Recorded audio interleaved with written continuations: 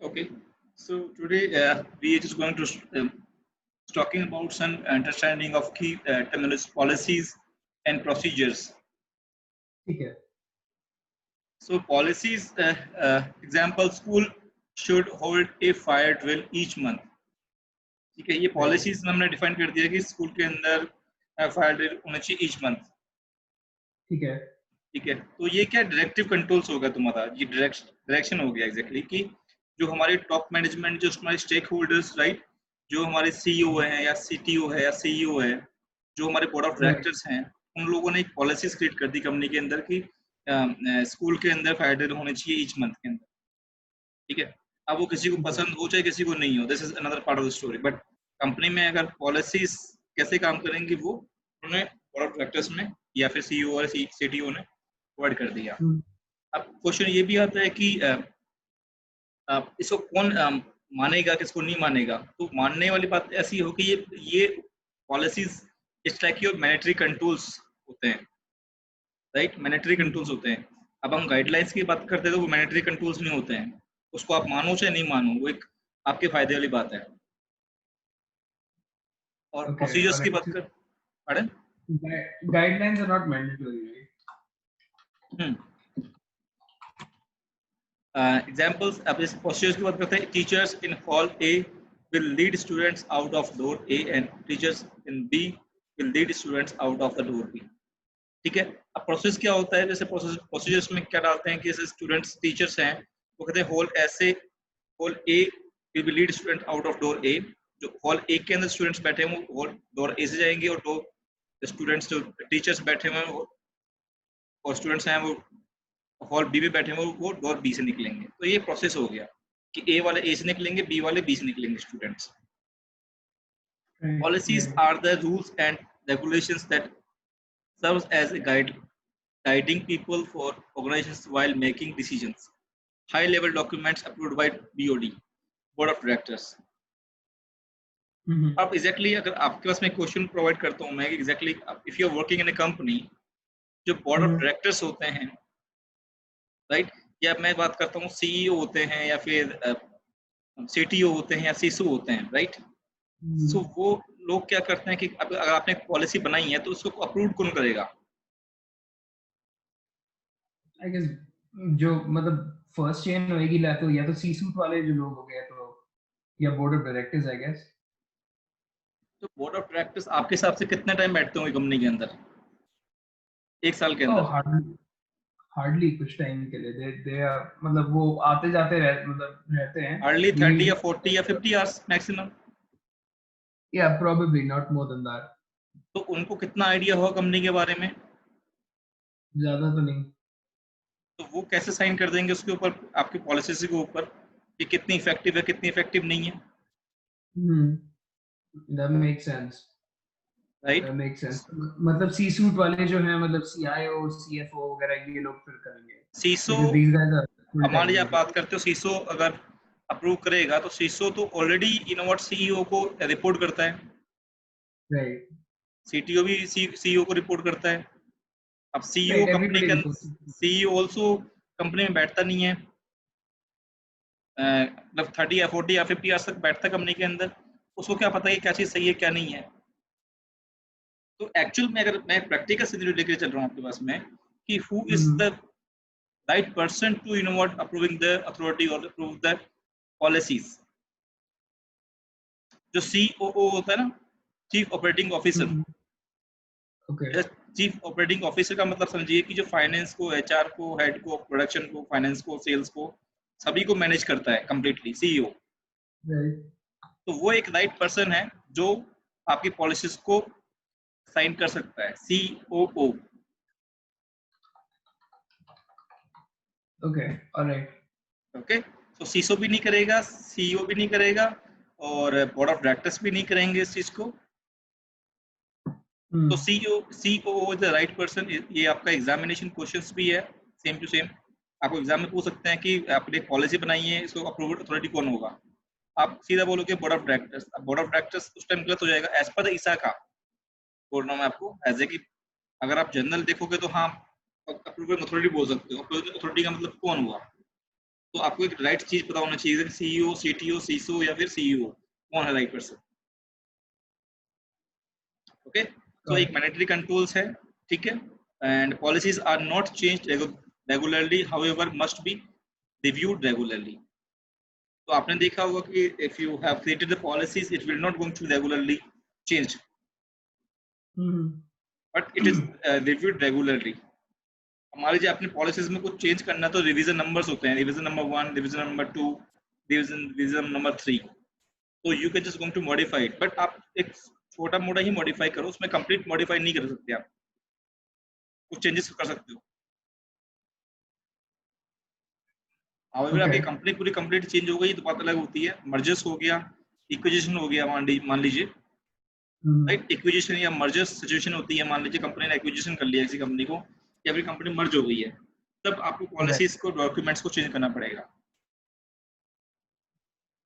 Okay, पहले आपको review करना पड़ेगा कि exactly where we are, and after that we have to review all those things. अब प्रोसीजर्स की बात करते हैं, तो procedures are the precise steps that are followed while carrying out an organization activity। तो प्रोसीजर्स वो होते हैं एग्जैक्टली, तो आपके steps step by step follow करते हैं इसके अंदर, ऑर्गेनाइजेशन में एक्टिविटी कैसे चल रही है। इसमें स्टैंडर्ड एसओपीज बोलते हैं, जैसे कि आप ऑनबोर्डिंग किया एक बंदे को कॉल सेंटर के अंदर, तो उसके पास में 50 या 100 प्रोसेस होते हैं करने के लिए, ठीक है। तो वो पहला प्रोसेस कौन सा करेगा, पहले वो अपने आईडी लॉगिन करेगा, फिर वो अपना बायोमेट्रिक से लॉगिन करेगा, फिर वो एप्लीकेशन के अंदर अपनी आईडी पासवर्ड डालेगा, फिर वो सिट्रिक्स में जाएगा, सिट्रिक्स में सर्वर पर लॉगिन करेगा, सर्वर्स में फिर उसका टाइम मशीन होगा उस पर लॉगिन करेगा। तो डिफरेंट प्रोसेस होते हैं उसके step by step. Okay, alright. There can be multiple procedures for each policies. So policy एक हो सकती है, ठीक है, और प्रोसीजर्स आपके मल्टीपल हो सकते हैं। कि मैं आईटी पॉलिसी की बात करता हूं, तो आईटी पॉलिसी एक पॉलिसी हो गई कंप्लीट आईटी की, right.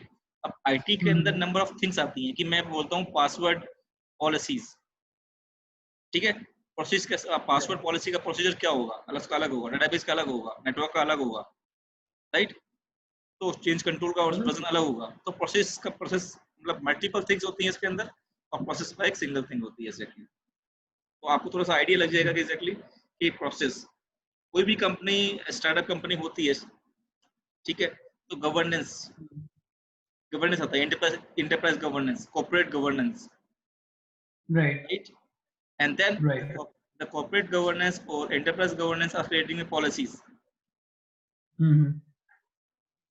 Policies after that creating the standards के बाद we go to do for some guidelines, baselines, procedures. तो number of things step by step ही चलती है इसके अंदर। So information security audit, formal examinations and the testing information systems are determined whether information systems are in the compliance with laws, regulations, contracts and the industry guidelines.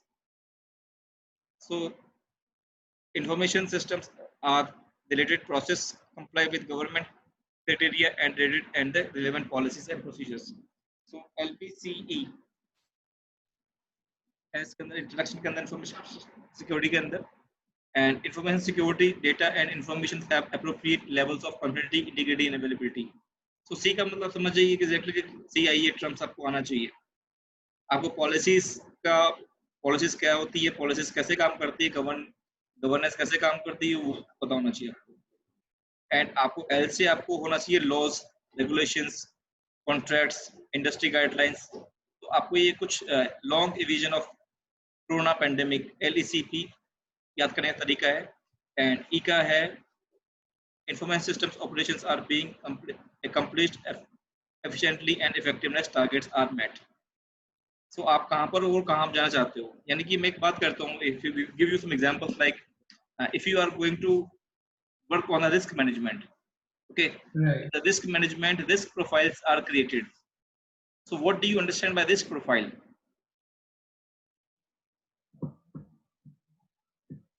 Any ideas? Risk profile. Risk profile will be कि कोई भी given process है या कोई भी given asset है, उसका and I'm guessing you profile the risks, saying ki, these are the risking factors, and if actually, you know what, I'm not even gonna try. आप बताइए. Okay, no problem. So suppose Abhimanyu has their own profile.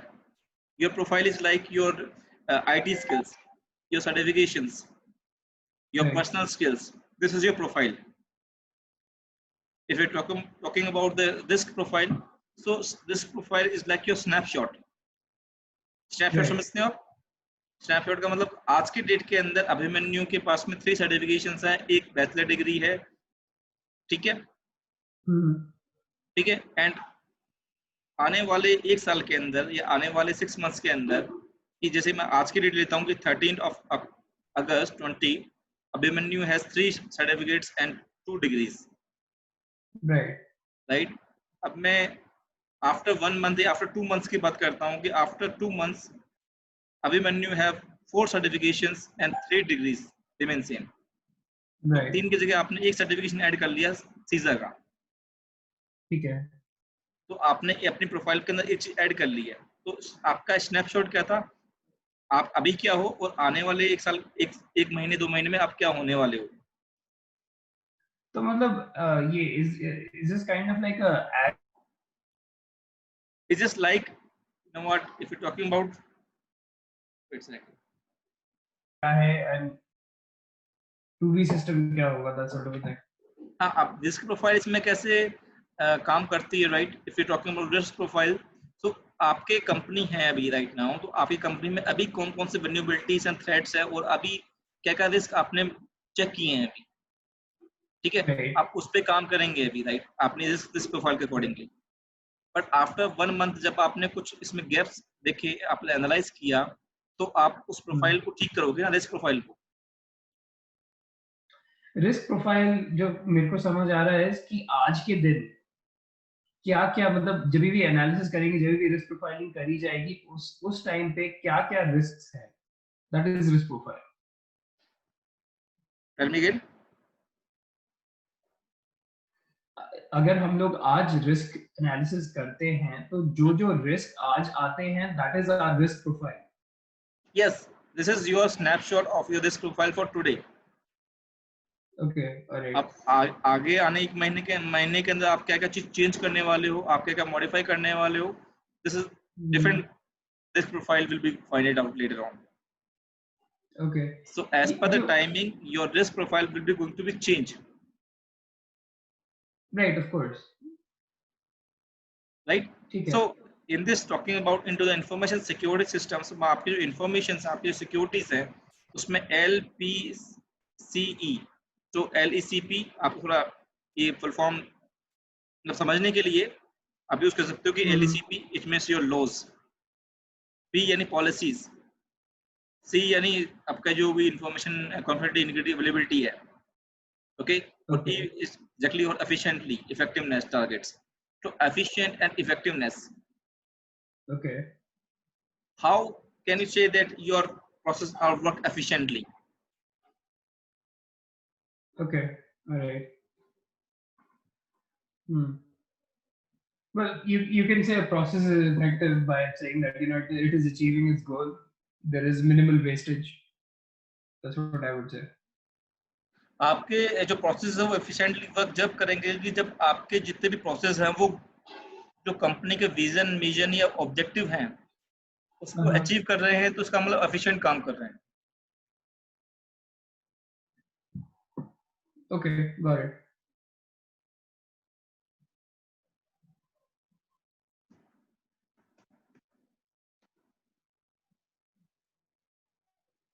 Okay, move on to things.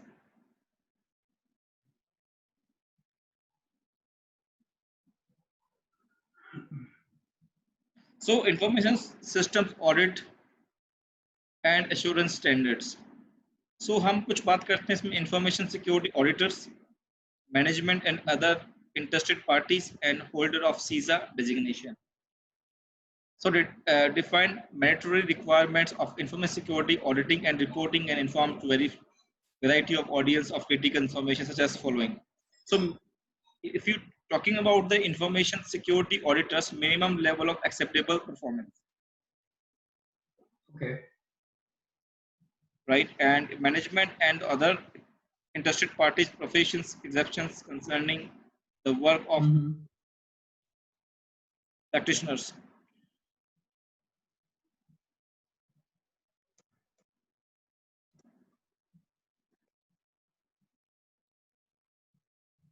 And holder of CISA designation professional performance requirements. So the matter of fact that if you're talking about the information security standard guidelines and code of ethics, तो उसमें चीज निकल के आती है कि information system auditors, तो minimum acceptable level performance कि आपकी जो ऑडिटर्स और काम करते हैं उसके अंदर परफॉर्मेंस कैसी है, कंपनी की और परफॉर्मेंस कैसी है, और मिनिमम लेवल तक वो अचीव हो पा रहे नहीं हो पा रहे हैं goals objectives. And professions exceptions concerning the work of practitioners, तो आपके जो मैनेजमेंट में काम करते हैं इंटरेस्टेड पार्टीज जो होती हैं, right, suppliers, vendors, third party जो भी होते हैं, वो कितने कंसर्न है वर्क के लिए इस प्रोफेशन के अंदर.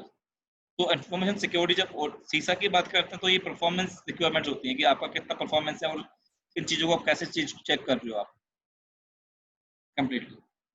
Okay, so we are talking about some frameworks. So if you're talking about the CISA platform पे, if you're going to check it out, तो आपको जो फ्रेमवर्क्स होते हैं, जो स्टैंडर्ड होती हैं, गाइडलाइंस होती हैं, पॉलिसीज होती हैं, इंफॉर्मेशन सिस्टम्स क्या क्या होते हैं, ऑडिट के टाइप्स क्या क्या हो सकते हैं, गाइडलाइंस क्या होती हैं, कोड ऑफ इथिक्स क्या होता है, यही आपको जो एक कंप्लीटली अंडरस्टैंडिंग करना है लॉजिक वे में, थ्योरेटिकल प्लस कॉन्सेप्चुअल वे में. The frameworks for audit and assurance standards provides the multiple levels of documents. So if your company is going to working on the frameworks, like frameworks, we can going to say that ITL is also a framework. COVID is also it is a framework. TOGAF is also a framework. So frameworks, best practices, methodology, these are the terms. ये क्या करते हैं? ये करते हैं आपके जो भी कंपनी के जो गोल्स होते हैं, ऑब्जेक्टिव्स होते हैं, इनको अकम्प्लिश करने का काम आते हैं, जैसे कि उनको कैसे अचीव किया जाए राइट वे के अंदर. What is the best practice to achieve the things. अब कंपनी में अगर आप ITL या कॉर्पोरेट टॉगेफ कोई भी इंप्लीमेंट कर देते हो मान लीजिए, तो वो क्या होता है, बेस्ट प्रैक्टिसेस होते हैं. फिर वो क्या करते हैं कि आपको वो आपके जो अचीव होते हैं, कंपनी के जो गोल्स होते हैं, उसको अचीव को सही तरीके से अचीव करने में काम आती हैं, right. And also it is going to help you on the decision making. Management को डिसीजन लेना है तो कैसे लेंगे जब तक कि उनके पास में इंफॉर्मेशन कंप्लीट नहीं होगी. That is true. And as a auditor, अगर आप ऑडिटर की बात करते हैं, audit and insurance standards provides multiple levels of documents, तो आपके पास में जब हम फ्रेमवर्क्स की बात करते हैं, आपके पास में सपोर्टिव डॉक्यूमेंट्स बोलते हैं. Supportive documents standards, mandatory requirements for information systems audit and assurance and reporting.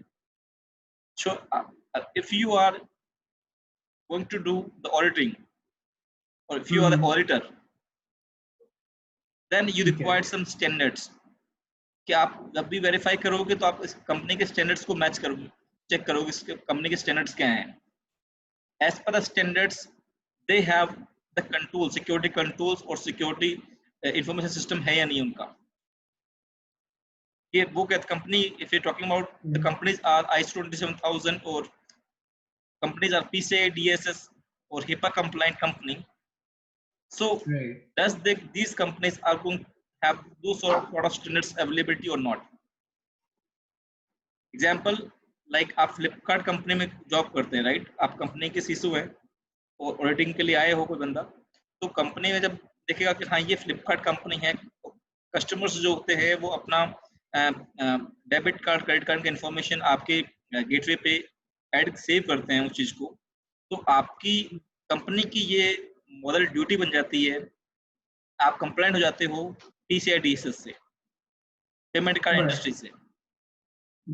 आप उनकी कोई भी इंफॉर्मेशन लीक होती है डेबिट कार्ड की, क्रेडिट कार्ड की, उसके रेस्पॉन्सिबल आप लोग होंगे, राइट. तो जब ऑडिट करने वाला आया बंदा आएगा, तो ऑडिट करने वाला आएगा बंदा, तो he which is going to check it out कि आपके पास में जो मैंडेटरी जो रिक्वायरमेंट्स के जो टेक्निकल थिंग्स अवेलेबल है या नहीं है. मतलब कि आप लोग कैसे कस्टमर की इंफॉर्मेशन को सेव कर रहे हो. कहने का मतलब ये है कि आप लोग फायरवॉल यूज कर रहे हो या नहीं कर रहे हो. फर्स्ट थिंग, आपको कि sir we are using the firewalls, अब फायरवॉल में आप IDS IPS लाइसेंस यूज करते हो नहीं कर रहे हो, क्योंकि वो लाइसेंस बेस्ड है होस्टिंग इन बॉर्डर्स में, राइट। आप कंपनी वाले आते हैं तो आपको चेक करेंगे कि आप लोग VPN यूज कर रहे हो, तो VPN आपका इनक्रिप्टेड की कौन सी एल्गोरिथम्स यूज कर रहे हो आप। SSH 256 is a newer version, तो आप वो वाला यूज कर रहे हो या फिर आप 3 या फिर पुराने वाले यूज कर रहे हो कुछ, right. And also they will going to check it out कि आपकी जो इन्फॉर्मेशन है वो CIA यानी कॉन्फिडेंशियलिटी, इंटीग्रिटी, अवेलेबिलिटी को वो मैट कर रही है नहीं कर रही है, राइट। आपकी जो मैंडेटरी रिक्वायरमेंट्स हैं इंफॉर्मेशन सिस्टम्स की, वो आपके एश्योरेंस करेगा, जब आपके पास में ये सब चीजें होंगी तो वो एश्योर कर देगा कि हाँ आपके पास में आप ये प्रॉपर स्टैंडर्ड्स को मेंटेन कर रहे हो। फिर आप उनको कैसे रिपोर्टिंग करोगे, रिपोर्ट यानी मेंटेन कैसे करोगे आप, यानी एक बार कर दिया इसका मतलब ये नहीं है कि कंप्लीट हो गया आपका, आप उसको कैसे मेंटेन कर रहे हो और उसकी रिपोर्टिंग कैसे कर रहे हो, कि टॉप मैनेजमेंट के पास में वो सब इंफॉर्मेशन है या नहीं है, और अगर वो नहीं है तो उसका जिम्मेदार कौन है, रेस्पॉन्सिबल, अकाउंटेबल। सो अकाउंटेबिलिटी क्या होती है, is not like your job, accountability is a position. मैं एक चीज को अकाउंटेबल करने के लिए 2 बंदों को नहीं रखूंगा, राइट। तो एक रेस्पॉन्सिबिलिटी के लिए मैं एक बंदा रखूंगा, वो अकाउंटेबल होगा। जैसे कि मैं आपको रखूंगा तो आपको मैं रखूंगा इंफॉर्मेशन सिक्योरिटी की पूरी इंफॉर्मेशन आप मुझे दोगे। अगर मैं 2 बंदे रखूंगा तो वो फिर लीक हो जाएगा, कंप्रोमाइज हो जाएगी information. Okay, but don't people have like shared responsibilities? Shared responsibilities some different things में काम आती है, राइट। अब आप फायरवॉल्स एडमिनिस्ट्रेटर रखोगे, डेटाबेस का एडमिनिस्ट्रेटर रखोगे, नेटवर्क्स का रखोगे, उसमें आपको मिल सकता है कि शेयर्ड रिस्पॉन्सिबिलिटीज हो सकती हैं। बट जब आप इंफॉर्मेशन सिक्योरिटी की बात कर रहे हो, आप अकाउंटेबिलिटी की बात कर रहे हो, you are accountable for your job. और आपकी जॉब ऐसी है जो आपको किसी को आप कोई भी बात बोलोगे तो आपकी इंफॉर्मेशन लीक हो सकती है, ठीक है। तो आपको अकाउंटेबल बनाया जाएगा उसके लिए, तो और आप ही रिस्पॉन्सिबल होंगे। जैसे कि example, suppose Abhimanyu is going to do forensic investigations report, तो फॉरेंसिक इन्वेस्टिगेशन रिपोर्ट्स में होती है चेन ऑफ कस्टडी, राइट। अब चेन ऑफ कस्टडी के अंदर मैंने आपको वो एविडेंस दे दी है, right. Evidence is front of you and you have just write down your signatures, you are accountable same time. If any modifications or any changes into the evidences, then you are the only one person for responsible for the same thing. समझ आ गई, ठीक है। Right? So it's accountability sort of stuff. Guidelines in applying information security, information systems audit and assurance standards. So guidelines क्या करती हैं? Applies करती हैं. Applying information security and assurance standards. कि whether you going to do it or not going to do it, it's your own wish. Tools and techniques, examples of processes in information system auditors might follow in audit engagement. So you require some different type of tools and also techniques to doing a information security system audit. आप ऐसे ही नहीं कर पाओगे information security का audit, आपको कुछ tools, कुछ आपको टेक्निक्स, आप में कुछ स्किल्स होनी चाहिए उसके रिगार्डिंग। Do you require some skills, right. अगर ये अगर इतना आसान होता तो कोई भी कर सकता था, बट इसमें ये होता है कि एग्जैक्टली कि once you're going into the business, okay, and you are going to do some information security audit, so first of all you need to understand what type of business they are going to do it, are they compliant or not compliant, what type of standards they're going to maintain, okay, and then you need to make a strategy how you going to do the auditing sort of stuff. So the matter of fact that the auditing is, you know what you're going to perform, that you need to understand some standard guidelines, process, baselines, each and everything, and supporting documents, evidences, like that. Okay. So information system audit and assurance standards are divided into the 3 categories: general, guideline, guiding principles, ethics, independence, objectivity and due care, and as well as knowledge, competency and skills. So one very important question is there: what is due care and due diligence? What is the difference between two things? Let me know. That's a good question.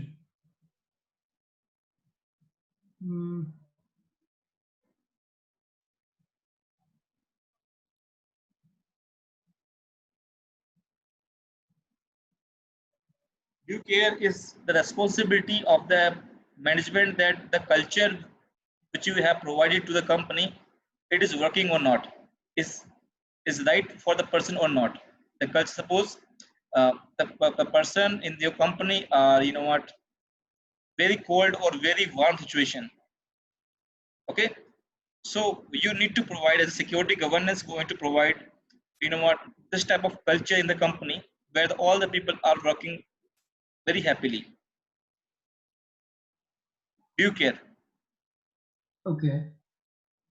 You're caring to the employees. Oh, okay, all right, okay. Okay, so you required some this sort of ethics, you required some due care sort of stuff, so that you're going to be how the people to their get the good productivity and good environment to work. This is the moral duty of your the security governance. So the top management are going to help you out all those stuffs. ठीक है, तो due care जो है मतलब basically एक तरीके से company culture के टुवर्ड्स बात करेगा. Just tell me. Due care जो है is kind of based more towards company culture. जैसे कंपनी का कल्चर हो गया, that is dependent on due care. Yeah, are we talking due care in terms of like fire safety, HVAC systems? किस चीज के अंदर आ जाएगा ड्यू केयर जो है? ये सब चीजें कवर होंगी इसके अंदर. जो फायर एक्सटिंग्विशर्स हो गया, या फिर मैं exactly if you talking about some quality management. Okay, तो quality management is a very big term. So quality management आपको करना है तो आपको ISO 9001 करना पड़ेगा कंपनी के अंदर इम्प्लीमेंट. जब हम बात करते हैं ड्यू केयर की बात करते हैं, तो इसका मतलब आपके कंपनी का कल्चर कैसा है कि आपके एम्प्लॉयज आपको छोड़ के नहीं जा रहे हैं कंपनी को. They are happily working. आप उनको एक्सप्लोर तो नहीं कर रहे हो.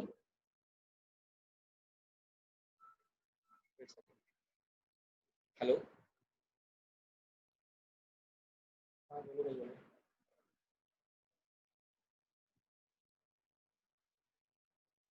रीस्टार्ट मारो, बैटरी निकालो.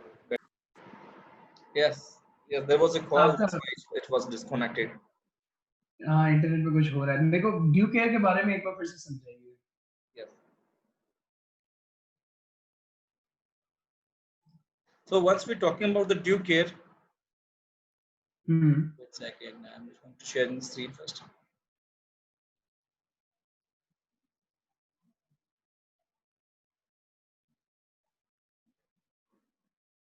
Okay, so the due care is, you know what, the how the company's culture कि आप